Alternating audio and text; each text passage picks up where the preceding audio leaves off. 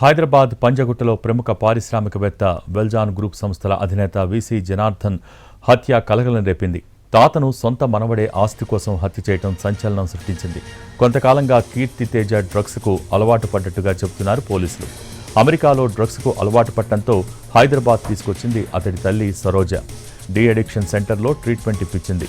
ఇటీవల 4 కోట్ల షేర్స్ను కీర్తి తేజకు బదిలీ చేశారు తాత జనార్దన్ రావు. వీసీ జనార్దన్ రావును 73 సార్లు కత్తితో పొడిచి చంపాడు మనవడు కీర్తితేజ. తాతను చంపుతుంటే అడ్డు వచ్చిన తల్లిపైన 12 సార్లు కత్తితో పొడిచాడు కీర్తితేజ. తల్లి తాత అరుపులు విని ఇంట్లోకి వచ్చారు స్థానికులు.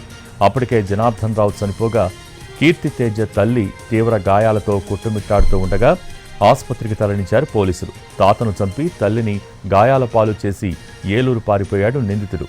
కీర్తితేజను ఏలూరులో అరెస్ట్ చేశారు పోలీసులు. టీటీడీకి గతంలో 40 కోట్లకు పైగా విరాళాలిచ్చారు వీసీ జనార్దన్.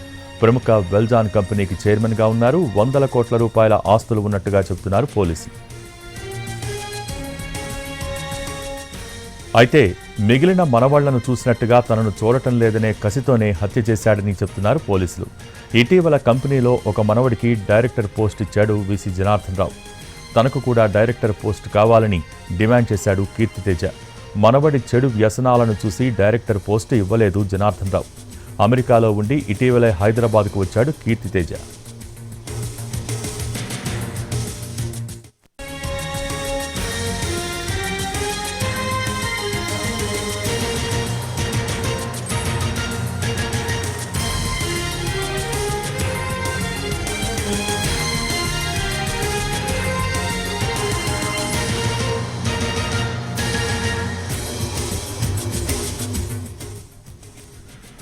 హైదరాబాద్ పంజాగుట్టలో ప్రముఖ పారిశ్రామికవేత్త వెల్జాన్ గ్రూప్ సంస్థల అధినేత వీసీ జనార్దన్ రావు హత్య కలకలం రేపింది. తాతను సొంత మనవడే ఆస్తి కోసం హత్య చేయడం సంచలనం సృష్టించింది. ఈ కేసుకు సంబంధించి లేటెస్ట్ అప్డేట్స్ మా ప్రతినిధి కిరణ్ లైవ్ ద్వారా అందించేందుకు సిద్ధంగా ఉన్నారు. Kiran, over to you. Bhogi పంజగుట్టలో విషాదకర సంఘటన. సొంత తాతను మనవడు అతి కిరాతకంగా హత్య చేసిన ఘటన ఆలస్యంగా వెలుగు చూసింది. వీసీ జనార్దన్ రావు ఇతను Veljan group of companies chairman.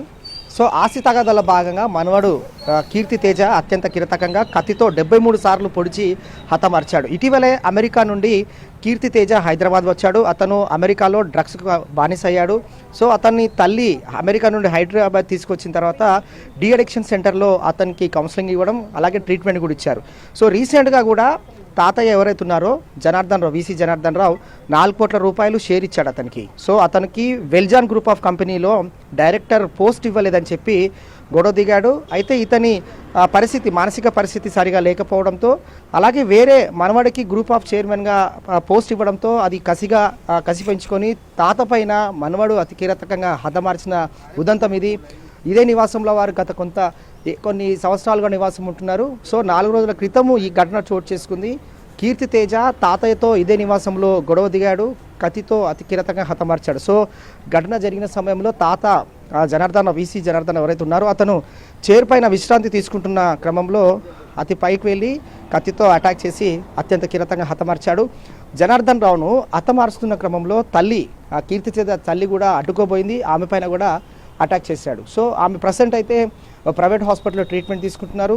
కీర్తి తేజను అదుపులోకి తీసుకున్నారు పోలీసులు. వివిధ కోణాల్లో విచారించిన క్రమంలో ఆస్తి కోసమే తనకు వెల్జాన్ గ్రూప్ ఆఫ్ కంపెనీలో ఒక షేర్ కావచ్చు, అలాగే డైరెక్టర్ పోస్ట్ ఇవ్వకపోవడంతోనే తన తాతను వీసీ జనార్దన్ రావును కిరాతకంగా హతమార్చనని తాను కన్ఫెషనల్ స్టేట్మెంట్ ఇచ్చాడు.